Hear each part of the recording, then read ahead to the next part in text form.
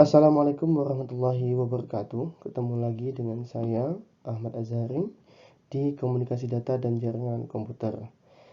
Jadi hari ini kita akan kembali belajar kaitannya dengan komunikasi data, kemudian data networking, dan internet. Ketiganya saling berkait ya, karena pada dasarnya seluruh kegiatan yang ada di internet, yang ada di jaringan itu berawal dari namanya komunikasi.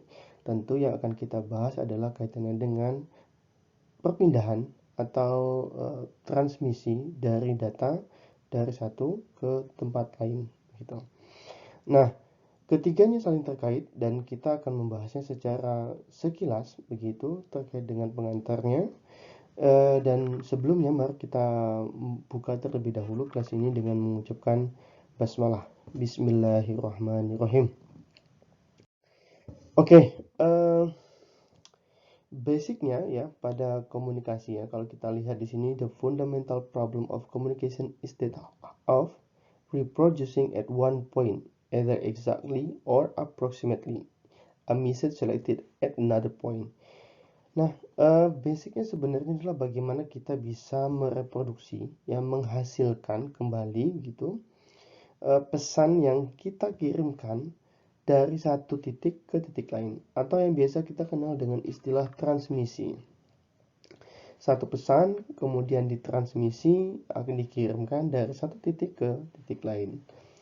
Contohnya banyak ya pada uh, kegiatan kita sehari-hari. Kalau kita berbicara ya kaitannya dengan kegiatan kita sehari-hari, pembicaraan kita sehari-hari, kita bisa bicara dengan teman, kita bisa bicara dengan partner, bisa itu orang tua, bisa itu tetangga maupun dosen. Nah, pesan itu ya, itu dikirimkan dari si pembicara, sender, kemudian diterima oleh receiver, oleh pendengar begitu. Nah, pesan itu mungkin ya memiliki informasi sehingga pesan yang ditransmisi, pesan yang kita kirimkan itu harus sifatnya bisa didengarkan dengan baik, bisa didengarkan dengan jelas, bisa diterima dengan baik dan bisa dimengerti sehingga informasi yang di dalamnya bisa dapat diterima, dapat dimengerti, dapat diinterpretasi dengan baik.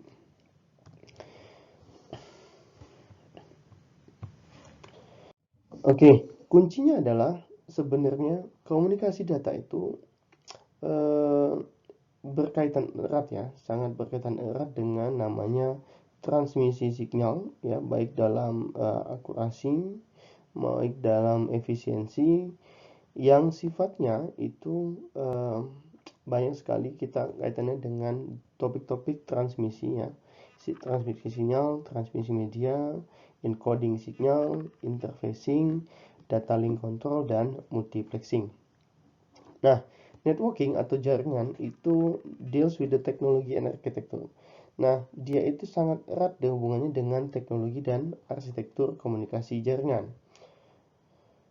Keduanya itu dihubungkan ya, keduanya itu digunakan pada device atau alat-alat ya, alat-alat komunikasi yang sifatnya bisa saling terkoneksi atau interconnect istilahnya.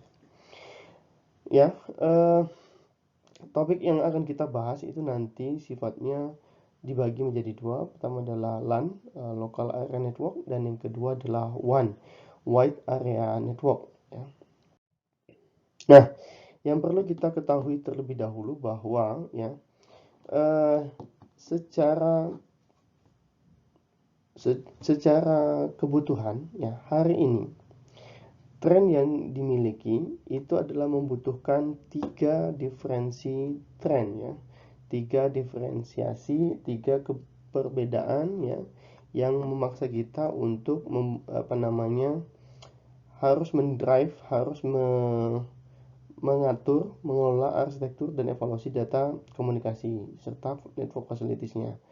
Di antaranya adalah tren-tren yang harus kita ikuti. Pertama adalah traffic growth atau pertumbuhan traffic ya. Kemudian yang kedua adalah development of new services. Nah, development of new services ya, itu juga perlu dilakukan dan didukung oleh advances in technology dengan teknologi yang cukup maju begitu. Nah, kalau kita lihat bahwa communication traffic baik sifatnya lokal ya, baik di dalam gedung ya, dalam satu gedung maupun gedung-gedungnya memiliki kompleksitas yang tinggi, baik jaraknya panjang ya, sifatnya long distance, itu adalah voice dan datanya. Jadi pada saat pengiriman data itu jaraknya terlalu panjang, itu akan semakin meningkat karena kebutuhannya yang semakin tinggi dan semakin stabil ya rate-nya pada beberapa dekade terakhir. Nah, kalau kita berbicara tentang bisnis, maka bisnis juga sangat-sangat tergantung pada namanya information technology atau IT ya. Nah, kaitannya adalah the range of services expand. Jadi, semakin kebutuhan bisnis itu semakin tergantung pada IT, maka service yang kita gunakan, yang kita tawarkan, itu juga semakin luas. Ya, growth in services and growth in traffic capacity go hand in hand. Jadi, kebutuhan ya, peningkatan service dan peningkatan traffic itu keduanya saling berkesinambungan ya. Nah, di sini tren dalam teknologi itu dapat menciptakan ya, dapat meningkatkan capacity traffic dan juga dapat mensupport adanya service yang pada area yang lebih luas. Sehingga kita perlu mengetahui ya kaitannya dengan 3 tren tadi ya, traffic, kemudian services dan advance in technology. Nah, kalau kita berbicara kaitannya tadi data komunikasi, kebutuhan bisnis, dan sebagainya, maka sebenarnya apa sih sebenarnya data komunikasi? Kalau kalian perhatikan ya di sini, tujuannya hampir sama ya. The fundamental purpose of communication system is the exchange ya, the exchange of data between two parties. Nah, kalau kita berkomunikasi dengan orang ya ataupun dengan sistem, kita lihat hal yang sama yang terjadi, di mana informasi yang kita kirimkan melalui pesan tadi ya, itu dikirimkan dari satu orang ke orang lain ya, dari satu orang ke orang lain. Kalau dalam sistem, maka dari satu titik, dari satu device ke device lain. Nah, apa yang dikirimkan? Yang dikirimkan itu adalah data yang berisi informasi yang terkandung di dalamnya. Nah, proses pertukaran ya, the exchange of parties ya, two parties itu terjadi di dalam sistem. Setelah ini kita akan coba breakdown apa sih sebenarnya data komunikasi, apa yang dimaksud dari data komunikasi, dan bagaimana sebenarnya karakteristik dari data komunikasi. Nah, data komunikasi ya pada dasarnya terdiri dari dua kata, yaitu adalah data dan komunikasi. Dimana seperti yang kita ketahui bahwa data itu merupakan ya informasi yang kita presentasikan yang memiliki tampilannya dalam bentuk apapun yang disetujui ya oleh dua tempat, dua titik, dua device ya yang sifatnya itu diciptakan dan akan digunakan. Jadi kalau data sifatnya adalah dia mengandung informasi. Jadi the message ya, the data contain the information. Kemudian komunikasi data sendiri adalah komunikasi ya. Tadi saya sampaikan bahwa komunikasi adalah exchange. Kemudian interpersonal communication itu sama. Jadi kaitannya adalah pertukaran, transmission ya, data between two devices. Pertukaran data yang sama yang dikirimkan dari dua device yang berbeda, dari satu device ke device yang lain melalui namanya media transmisi. Nah, apa sih sebenarnya karakteristiknya? Kalau kita lihat di sini, fundamental karakteristik dari data komunikasi adalah pertama ya, delivery akurasi. Yang kedua ya timelines. Oke, yang ketiga adalah akurasi. Yang keempat adalah jitter. Ya. Delivery ya pengiriman, kemudian keakuratan ya ketepatan, timelines ya waktu, dan jitter. Nah, jitter ini kaitannya dengan variasi dari waktu pengiriman atau waktu paket itu sampai ya, paket arrival time. Nah, setelah kita mengetahui data, kemudian data komunikasi, kemudian karakteristiknya, maka biasanya kita juga mengenal istilah namanya telecommunication. Nah, kalau kita kenal dengan telecommunication, maka dua kata yang terkandung di dalamnya adalah tele dan communication, di mana komunikasi tadi exchange of data, di mana data itu adalah including the information, contain the information. Nah, tele itu sebenarnya adalah far in Greek ya, atau di dalam bahasa Yunani itu berarti jauh. Jadi komunikasi yang memiliki jarak jauh gitu. Communication at a distance. Oke, model komunikasi itu dapat disusun dengan simpelnya ya seperti yang kalian dapat lihat di gambar di layar ini ya. Jadi kalau kalian lihat di situ ada workstation, kemudian di sana ada server ya. Ada workstation dan kemudian ada server. Nah, data itu dikirimkan dari workstation menuju server ya. Jadi dikirimkan data dari workstation menuju server. Nah, simpelnya memang data itu ditujukan ke server dari workstation, tetapi alur yang harus dilalui adalah menggunakan media-media networking seperti modem dan public telephone network ya, sehingga dari workstation, dari PC yang ada di station 1 akan diterima ke server, sehingga workstation harus terkoneksi dulu dengan network ya, dengan jaringan melalui modem ya. Kemudian server juga harus terkoneksi dengan jaringan juga melalui modem kalau dilihat dari sini ya.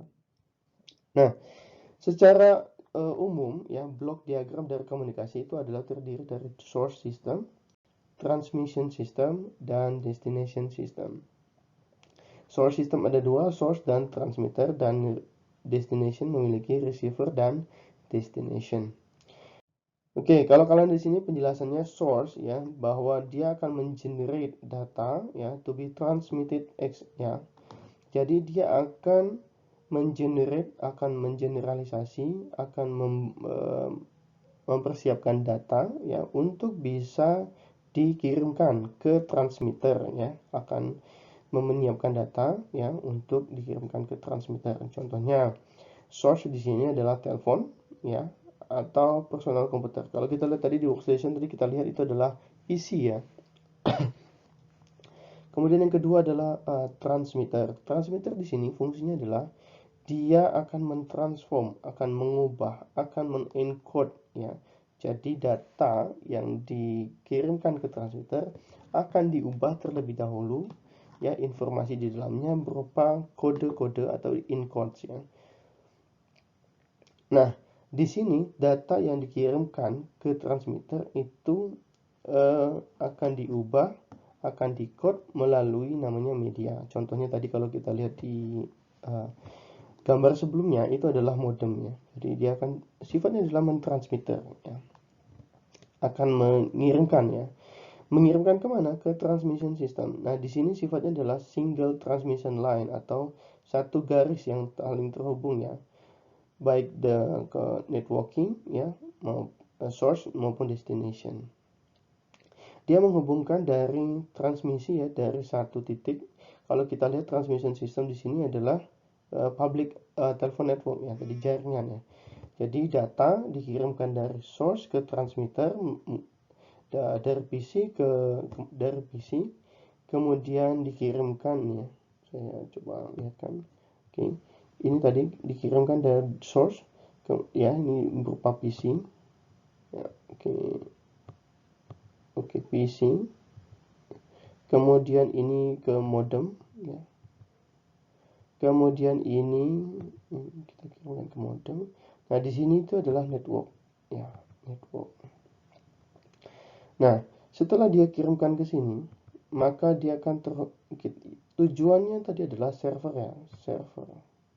Nah, di sini server juga harus terkoneksi dengan namanya network. Nah, kalau kita lihat tadi di di gambar sebelumnya, maka alirannya juga sama, bahwa server juga harus terkoneksi dengan public telephone network yang terhubung melalui modem. Nah, si receiver di sini dia akan menerima sinyal ya, dia akan menyetujui sinyal yang diperoleh dari transmission system, kemudian akan diubah lagi sebelum dikirimkan ke destination device. Nah, si destinasi nanti yaitu hanya menerima data dari receiver gitu ya. Nah, tadi kita lihat bahwa kalau kita bandingkan tadi contoh input informasi yang diperoleh di PC, misalnya kita akan mengirimkan satu teks ya, kita lihat di sini ada teks, ya, akan dikirimkan ke transmitter. Nah, si teks ini akan diubah menjadi dalam bentuk digital bit stream, bit ya, dalam bentuk bit akan di-encode menjadi 1010 ya, atau 0101. Nah, si bit ini akan menjadi inputan data untuk transmitter sebelum dia kirimkan ke transmission. Nah, kemudian dari digital bit ini ya, itu akan diubah menjadi analog signal ya. Nah, analog signal ini yang akan diterima oleh si public telephone network ya. Nah, kemudian hal yang sama, pesan yang sudah ditransmit tadi, pesan yang sudah diubah tadi, yang sudah dikonvert tadi dari analog signal tetap dikirimkan sama ya, tanpa mengubahnya dari analog signal menjadi analog signal dan dikirimkan ke receiver gitu ya, sehingga receiver menerima signal. Nah, si receiver kembali mendecode ya menjadi digital bit ya 1010, sehingga informasi yang diterima oleh destination device itu sama. Jadi dari digital bit kemudian akan dikembali menjadi teks. Nah, kalau kalian dari sini ya, di sini teks, di sini juga teks. Sehingga pada dasarnya informasi yang dikirimkan dan diterima itu harus sama jelas, harus sama baik, harus sama bentuk, sehingga baik source maupun destination memahami bentuk dari komunikasi. Kalau kita bicara terkait data komunikasi, maka ada 5 komponen penting ya, seperti yang kalian lihat di sini, adanya namanya sender ya, kemudian receiver ya, sedikit terkendala dengan gambar saya. Kemudian di sini juga ada medium ya, perantara. Kemudian yang harus pasti ada adalah message ya. Nah, si sender kalau kita bicara dengan data ya, kaitannya dengan komunikasi yang mengirimkan data. Jadi kalau kita ini komunikasi data, jadi poin pentingnya adalah ketika komunikasi itu dikirimkan. Nah, di sini ada beberapa ada sekumpulan informasi, sekumpulan aturan yang harus diikuti. Nah, di sini protokol itu sifatnya adalah kumpulan dari aturan. Jadi aturan 1, aturan 2, aturan 3. Nah, contohnya beginilah, kalau kita mengirimkan pesan berupa email. Nah, email aja. Misalnya email itu harus ada namanya alamat tujuan ya, message ya, addressnya, email address tujuan, kemudian ada juga subjek ya. Jadi jangan sampai teman-teman yang di sini, mahasiswa di sini, kalau mengirim justru pesan yang dituliskan itu di subjeknya. Jadi subjek itu seperti judul lah. Misalnya kalian ingin bertanya kaitannya dengan email password, email password atau reset password, atau kaitannya dengan tugas dan sebagainya, itu kalian bertanya silakan, tetapi harus jelas dengan judulnya ya. Jadi jangan sampai di judul kalian menuliskan pesan, itu keliru ya. Jadi ada subjek, kemudian di situ ada content body-nya. Jadi di body itu kita tuliskan pesan yang ingin kita terima ya. Kita ingin kita kirimkan. Contohnya kepada misalnya Bapak siapa, kemudian tujuannya apa ya, saya bermaksud menanyakan bla bla bla bla, kemudian ditutup dengan inisial, dengan identitas kita ya, sehingga orang yang menerima pesan kita juga mengetahui ini pesan dari siapa. Nah ya, itu aturan-aturan yang berlaku ketika kita mengirim email atau pesan secara digital. Ada juga kalau kita dulu ya, pesan yang dikirimkan melalui pesan konvensional atau surat menyurat, itu juga kita harus memiliki tujuan, kemudian judulnya, maksudnya seperti apa, kemudian diakhiri dengan identitas dan waktu pengiriman. Oke, seperti yang tadi saya sampaikan bahwa data kaitannya dengan komunikasi data atau exchange of data itu juga melibatkan namanya data-data ya, jenis data yang seperti yang sudah kalian ketahui dapat direpresentasikan dalam bentuk teks, kemudian angka, kemudian gambar, audio, dan video. Data ya, alur pengiriman data ya itu bisa dilihat seperti ini, bahwa data flow ya, direction of data flow, arah tujuan atau arah aliran data itu memiliki 3 tipe ya. Pertama adalah simplex, yang kedua adalah half duplex, dan yang ketiga adalah full duplex. Di simplex itu sifatnya adalah satu arah, unidirectional ya. Jadi satu arah. Kalau kalian lihat di sini hanya ada satu arah ya, jadi tidak bisa double arah. As one way street ya, jadi dari mainframe satu device ke monitor ya, itu sifatnya satu arah. Kemudian kalau itu simplex ya, itu kalau simplex. Kalau half duplex itu sifatnya bisa dua arah ya, bisa dua arah ya, satu ke sini, kemudian satunya lagi ke sini. Nah, tapi yang perlu kalian ketahui adalah di half duplex ini mereka bisa mengirimkan dua arah ya, tetapi berbeda waktu. Mungkin pertama kali adalah ya, yang pertama kali data dikirimkan dari station 1 ke station 2. Kemudian station 2 setelah menerima, dia akan mengirimkan kembali data itu pada waktu yang berbeda, sehingga ada namanya jeda waktu ya. Jadi kalau kita lihat di sini half duplex itu layaknya seperti walkie talkie ya. Kalau kalian pernah walkie talkie pakai pada saat kemah, itu biasanya kita menggunakan walkie talkie. Kemudian yang ketiga adalah full duplex. Jadi di full duplex ini dari stasiun 1 ke stasiun 2 itu sifatnya adalah simultaneously ya, atau directionnya bisa dua arah secara sekaligus. Jadi kalau kalian di sini lihat, di sini ada dua buah panah ya, Nah, dia bisa sifatnya adalah simultaneously ya, atau bisa dikirimkan secara bersamaan atau satu waktu yang sama ya.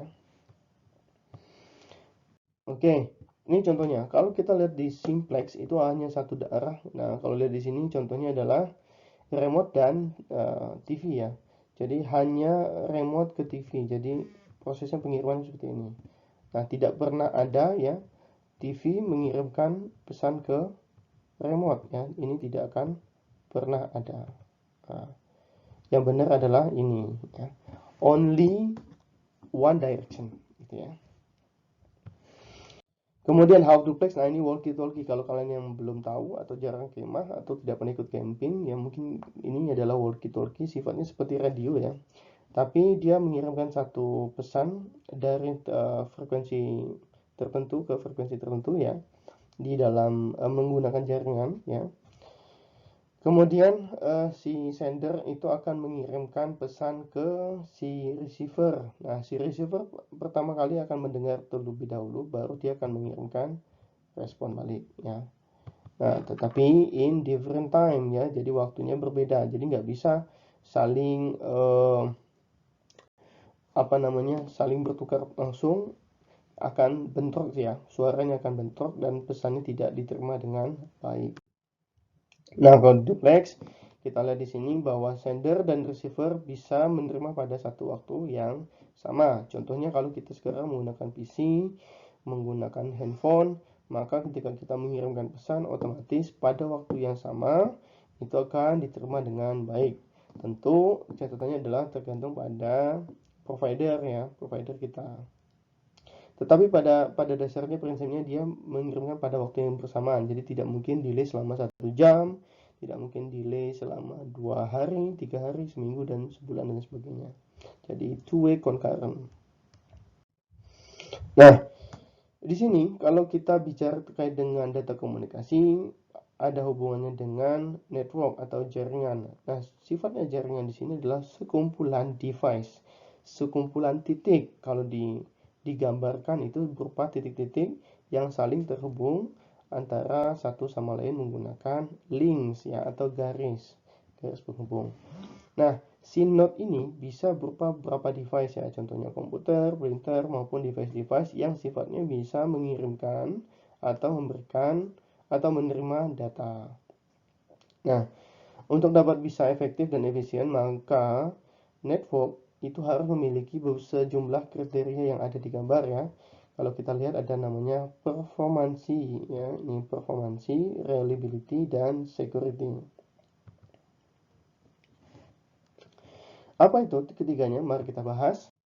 Pertama adalah performansi. Sifatnya di sini bisa ya tergantung pada sejumlah faktor. Faktor-faktor yang dapat mendukung ya namanya performansi jaringan diantaranya adalah berapa jumlah usernya ya. Berapa jumlah user dalam satu waktu, banyak atau tidak. Contohnya kalau kemarin kita sempat beberapa kali down itu adalah e-learning ya, e-learning UAD itu number of usernya ternyata banyak sekali sehingga kemungkinan besar performansinya menjadi terkendala. Kemudian yang kedua adalah transmission medium. Media transmisinya seperti apa? Media pengirimannya seperti apa? Oh, ternyata medianya menggunakan modem di satu rumah. Ternyata di rumah itu terhubung banyak device ya. Ada laptop, handphone, TV, kemudian laptopnya 2, 3, mungkin ada adik-adiknya yang mau sekolah pakai handphone juga gitu. Kemudian tergantung pada hardware-nya ya. Hardware-nya juga tentu ya. Handphone yang dengan prosesor tertentu itu akan menghasilkan performansi jaringan juga tergantung pada spek ya, spesifikasi hardware-nya juga. Kemudian software ya betul, software juga sangat mempengaruhi dari performansi network ya. Nah, performansi ini dari jaringan ini akan dievaluasi menggunakan ini ya, pengukur namanya networking metric ya, networking metric. Apa yang akan diukur pertama adalah throughput ya. Kalau kalian pernah di DSK maka biasanya sudah dijelaskan kaitannya dengan throughput dan delay ya. Ini kaitannya dengan pipelining ya. Jadi waktu yang dilalui atau waktu tunggu ya, throughput dan delay. Nah, performansi bisa diukur dengan banyak cara ya, di antara tadi dengan ukur throughput, delay maupun transit time ya. Waktu jeda ya, waktu transit, waktu pindah ke satu tempat maupun response time-nya itu juga bisa diukur. Itu untuk performansi ya. Maka performansi sifatnya bisa diukur dengan banyak cara tergantung dengan beberapa faktor. Nah, yang kedua adalah reliability ya. Nah, reliability network ini bisa diukur dengan satu, ya, akurasi pada saat pengiriman. Yang kedua adalah frekuensi dari kegagalan, ya. Kalau kalian ngeping itu biasanya ada loss gitu ya. Kemudian recovery time ya, pada setelah network itu gagal. Maka bisa dilihat ini kehandalan atau reliabilitas ya, reliabilitas atau kehandalan dari si jaringan. Berapa besar dia bisa menghandle ya kegagalan ya, kegagalan jaringan, kemudian bisa merecovery-nya, kemudian seberapa banyak akurasi yang bisa dikirimkan secara tepat waktu dan frekuensinya dari kegagalannya. Kemudian juga kita lihat kriteria di sini ada namanya security. Nah, security network tentu ya jelas dia memprotek data dari akses-akses yang tidak diinginkan ya. Banyak contohnya ya di laptop kalian maupun di handphone kalian ada aplikasi-aplikasi yang diinstal ya tanpa autorisasi ya secara resmi begitu. Kemudian proteksi data dari bahaya ya, damage ya, aplikasi-aplikasi yang bisa membahayakan. Kemudian security-nya juga itu terkait dengan aturan-aturan yang tertulis ya, right policies and implementing it for security issue. Jadi dia memiliki sejumlah aturan yang bisa diimplement untuk sekuritas dari jaringan. Dia tentu harus ada aturan-aturannya. Nah, type of connection ya. Di sini kalau kalian lihat di sini tipe-tipe dari koneksi itu ada, pertama adalah point to point atau multi point. Kalau kalian lihat di sini ya.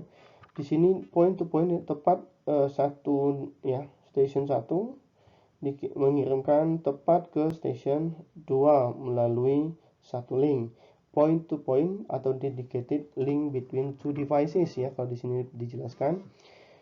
Nah, ini sifatnya tadi seperti TV remote control dan sebagainya, tadi sudah point to point. Kemudian multi point, kalau kalian lihat di sini satu station ya, satu station di sini mengirimkan ke banyak station ya. Di sini kalau kita lihat ya. Nah, dari menggunakan dedicated atau single share link ya. Kemudian di sini akan disebar ke sejumlah device. Bisa sifatnya spasial maupun sifatnya timeshare ya. Apa itu? Spasialnya bisa device-nya ya secara simultan atau secara satu waktu ya. Concurrent itu bisa menerima data secara bersamaan atau spatial share atau timeshare. Jadi usernya itu bisa mengambil secara berbeda ya, tergantung si usernya mau mengambil datanya kapan. Kemudian topologinya ya, topologinya kalau kita lihat di physical ya, di network ya, di jaringan itu topologi itu bisa dibedakan menjadi 4. Pertama adalah mesh, kemudian star, bus, dan ring. Apa itu? Kalau kita lihat di sini, bus itu sifatnya adalah dedicated point to point ya. Kemudian di setiap poin itu akan terhubung tepat satu link ya. Jadi kalau kalian di sini ini stasiun 1 akan terhubung dengan stasiun 2 akan terhubung dengan stasiun 3 ya. 4 ya akan terhubung, kemudian stasiun 4 terhubung dengan stasiun 5.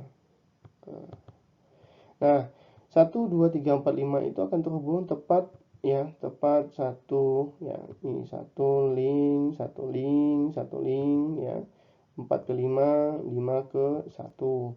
Begitu juga 5 ke 2 ya, ini kemudian 5 ke 3, kemudian 4 ke 2 ya, kemudian 3 ke 5, sehingga saling terhubung dari setiap stasiun ke stasiun lain menggunakan tepat satu dengan link ya. Mesh network itu bisa dihitung dengan formula ini ya. Formula ini dimana N dikali N-1 dibagi 2. Kemudian setiap titiknya memiliki N-1 input output atau link. Keuntungannya apa? Traffic problemnya ya, no traffic problem. Jadi tidak menghindari dari permasalahan dari pengiriman data atau kepadatan pengiriman. Robust, lebih cepat ya. Kemudian security-nya dapat di handle, kemudian easy fault identification dan isolasi. Jadi kalau ada kesalahan ataupun kegagalan dapat mudah diidentifikasi dan dapat mudah diisolasi atau dipecahkan begitu ya, dapat ditambal begitu, dapat di recovery. Kemudian ketidakунtungannya adalah sifatnya susah sekali untuk diinstalasi ya. Difficult bukan susah sekali, maksudnya sangat sulit untuk diinstalasi maupun rekonfigurasi ya. Dan sifatnya ini memiliki cost yang lebih mahal ya. Kemudian star topologi ya. Jadi star topologi kalau di sini kita lihat station 1, 2, 3 dan 4 itu terhubung dengan namanya central controller ya. Tadi kalau berbeda dengan mesh. Kalau mesh tadi dia terhubung satu sama lain, kalau ini dia cukup terhubung dengan central controller. Di sini ya, kalau biasa kita sebut dengan hub ya. Nah, di hub ini dia sifatnya adalah untuk pertukaran. Jadi ini menghindari namanya direct traffic between devices ya. Nah, keuntungannya adalah less expensive ya. Ini sedikit mahal ya, tetapi dia sifatnya cepat dan dia sangat tergantungan ya. Ketidakuntungan adalah dia sangat ketergantungan pada si hub ini. Jadi hanya pada single point. Jadi kalau hubnya rusak, maka otomatis tidak terhubung dengan jaringan. Kemudian ada lagi bus ya, bus topologi ya, seperti antrian. Kalau kalian pernah naik bus ya, di halte-halte, maka di situ ada halte ya, di sini ada tab. Kalau kalian di sini ada kabel N, di sini sebenarnya adalah kabel N juga ya. Di sini ada tab, dan tab ya. Di sini seperti halte lah ya. Di halte stasiun 1, halte stasiun 2. Nah, di bus topologi ini jaringannya itu sangat panjang ya. One long cable memiliki kabel yang sangat panjang, kemudian terhubung dari satu titik ke titik lain. Kalau kalian asumsikan itu sebagai halte ya. Kemudian di sana ada tab, kemudian ada drop line kabel N gitu ya. Kemudian di situ ada beberapa limit devices ya yang terhubung ke tab tadi ya, di antara satu dengan yang lain. Keuntungannya apa di bus topologi ini sangat mudah diinstalasi ya, dan sifatnya lebih murah ya. Kemudian disinfektansinya adalah susah untuk direkonfigurasi ya. Kalau ada kesalahan itu bisa dengan no fault isolation ya. Jadi tidak mungkin diisolasi atau ditambal, bisa. Jadi harus diperbaiki, harus diganti. Satu kesalahan ya nih, kalau kalian lihat di disinfektansinya nih ya. Satu kesalahan, a fault or break in the bus stops all transmission. Jadi satu kesalahan itu dapat memberhentikan seluruh transmisi data atau pengiriman data ya melalui jaringan. Jadi satu koneksi sini rusak, misalnya sini ya, atau sini, otomatis di sini tidak bisa menerima data ya, gitu. Yang terakhir adalah ring ya. Di sini dari point to point ya, link ke link, kemudian terhubung dengan two nodes ya setiap side-nya. Kalau kalian lihat di sini ada repeater, dan repeater. Nah, di sini hampir sama seperti tadi bus. Yang membedakannya adalah kalau menggunakan repeater ya, itu dia ketika ada kesalahan maka yang lain tidak ngefek ya. One direction repeater easy configuration, kemudian jika ada kesalahan maka bisa diisolasi dengan mudah. Hanya satu traffic ya, jika satu kesalahan, satu break ya putus pada satu ring kabel, maka itu akan mendisable seluruh jaringan ya. Nah, ini di repeater. Nah, ini bisa saling terhubung satu sama lain antar si station ya. Ini banyak dedicated point to point link only with two nodes ya on each side ya gitu. Sedangkan hybrid topology, kalau kalian di sini ini seperti tadi, kalau kalian lihat adalah central controller ya. Ya, di sini ada star dan ini adalah bus ya. Di sini adalah star dan ini bus. Ini adalah gabungan ya dari beberapa topologi sebelumnya. Kalau kalian tadi ada star, kemudian ada bus, maka kita lihat di sini ada sejumlah station yang terhubung dengan bus ya, 1, 2, dan 3 di bar 1, 2, dan 3 terhubung dengan star ke central controller ya, atau hub ya. Nah, ini sifatnya adalah hybrid ya. Jaringan sendiri ya, seperti yang tadi saya sampaikan di awal, bahwa kita akan menjelaskan sedikit tentang local area network, kemudian metropolitan area network, dan wide area network. Di LAN itu sifatnya ya private ya, tentu sifatnya scope-nya lebih kecil ya, lebih internal di dalam satu gedung, kemudian ya dalam satu kampus, dalam satu office ya, hanya bisa diakses beberapa kilometer. Kemudian sifatnya bisa terdiri dari beberapa topologi network tadi ya, bisa bus, bisa ring, bisa star kalau kalian di sini. Ya, kemudian Walkman ya, demand ini metropolitan ini sifatnya antar kota ya. Jadi satu kota dengan dalam satu kota itu bisa terhubung. Ya, ini contohnya kalau kalian apa ya? Contohnya kalian punya misalnya EduRoam ya, education roaming. Kalau kalian lihat di OAD EduRoam ya, kalau kalian lihat terus Edu ROAM itu kemudian spasi OAD di Google saja itu bisa digunakan ya. Ya, itu mendesain network dalam satu city ya. Contohnya kalau kalian juga punya TV kabel ya, di sini TV kabel juga terkoneksi dengan LAN dan itu akan terkoneksi dengan public city network. Biasanya dimiliki oleh dimiliki oleh satu perusahaan atau satu public company ya. Kemudian WAN atau Wide Area Network ya. Di sini sifatnya WAN ini adalah long distance transmission ya. Jadi sifatnya global dari satu negara ke negara lain, satu benua ke benua lain ya. Kemudian satu pulau ke pulau lain ya. Atau sifatnya lebih global di dunia ya. Dia sifatnya adalah enterprise network di mana WAN itu dimiliki oleh satu perusahaan company. Kalau kalian di sini ada switch WAN dan point to point WAN ya. Nah, internet network atau yang biasa kita kenal dengan internet ya. Internet network ini terhubung ya melalui beberapa devices ya. Tentu kita harus punya device-nya, harus punya perangkatnya. Perangkatnya itu terhubung ke jaringan ya melalui internet working. Nah, apa saja yang dibutuhkan untuk internet working? Kalau kalian lihat di handphone maupun di laptop maupun di TV ya, itu biasanya punya namanya ini ya, internet working devices. Contoh tadi modem atau router, kemudian gateway-nya dan sebagainya ya.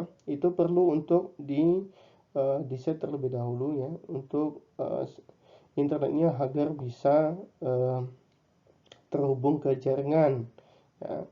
Kemudian di internet ya spesifik worldwide network ya. Kalau di sini ini ada beberapa LAN yang terhubung satu sama lain dengan router.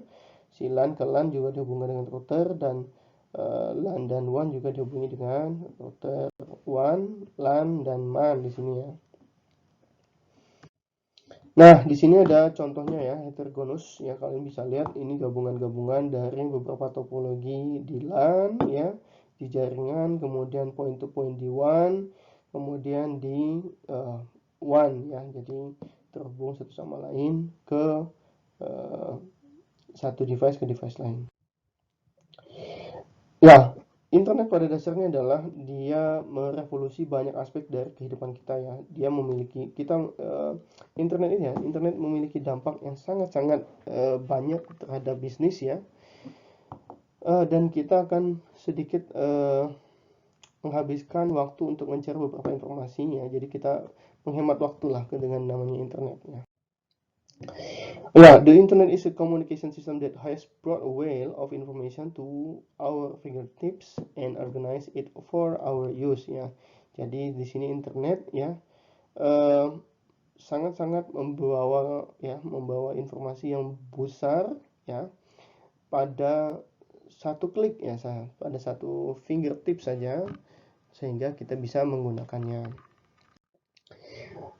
Internet saat ini ya dikelola oleh beberapa ya. Pertama adalah ISP, Internet Service Provider, contohnya tadi Telkomsel, Indosat dan XL dan sebagainya. Kemudian juga ada NISP, National ISP, kemudian ada NAP atau National Network Access Point ya. Kemudian yang perlu kalian ketahui juga di jaringan itu namanya ada protokol. Tadi setelah sedikit saya sampaikan bahwa protokol itu adalah aturan. Kalau kalian mudahnya adalah protokol itu seperti protokoler lah. Kalau presiden kita memiliki protokoler, maka di networking juga punya protokoler ya, atau aturan-aturan yang harus diikuti, harus ditaati. sifatnya adalah sekumpulan ya, protokol itu sifatnya adalah sekumpulan aturan yang harus diikuti untuk mengirimkan data ya, untuk data exchange, pertukaran data. Kemudian di antara device itu, di antara aturan itu ya, dan untuk bisa komunikasi itu berlanjut, maka setiap protokol, setiap aturan harus bisa disetujui ya, harus bisa ditaati. Nah, beberapa key elemen dari protokol adalah sintaks, kemudian semantics dan timing. Kalau di sini lihat adalah sintaksnya adalah struktur dan format data, kemudian semantik di sini sifatnya adalah each section in the structure. Jadi struktur dari si protokol tadi ya, aturan-aturan bisa dimengerti ya. Semantik jadi sintaks, struktur dari format, kemudian semantik bisa dimengerti setiap sesinya, kemudian when and how fast data should be sent, dan timingnya, dan seberapa cepat dan kapan bisa dikirimkan. Jadi 3 komponen protokol, sintaks, kemudian semantics dan timing ya. Kemudian standar ya, standar dari protokol ya, atau sejumlah aturan itu juga perlu disetujui ya, ada benchmarking atau ada aturan-aturan yang harus dipenuhi juga, dan aturan ini harus di-agreed ya, harus disetujui terlebih dahulu. Standar ini sifatnya esensial ya, sifatnya menciptakan, mengatur open dan competitive market ya, jadi market untuk secara terbuka maupun kompetisi ya. Dia memberikan garansi baik nasional maupun internasional ya. Kemudian 2 kategori secara standar miliki. Pertama adalah de jure, yang kedua adalah de facto ya.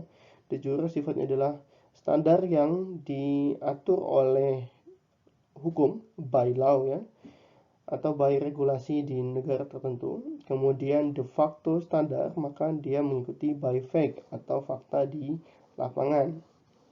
De facto juga memiliki standar ya, dibedakan menjadi 2. Standar propriety, kemudian yang kedua adalah non propriety atau istilahnya close maupun open.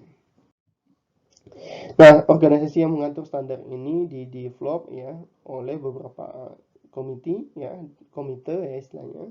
Kemudian diciptakan oleh forum ya, di dalam forum didiskusikan terlebih dahulu dan diatur sesuai dengan aturan-aturan atau regulator agensi.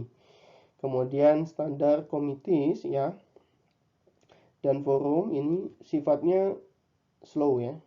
Kemudian forum diciptakan sesuai dengan ketertarikan dari perusahaan, dan forum bisa meningkatkan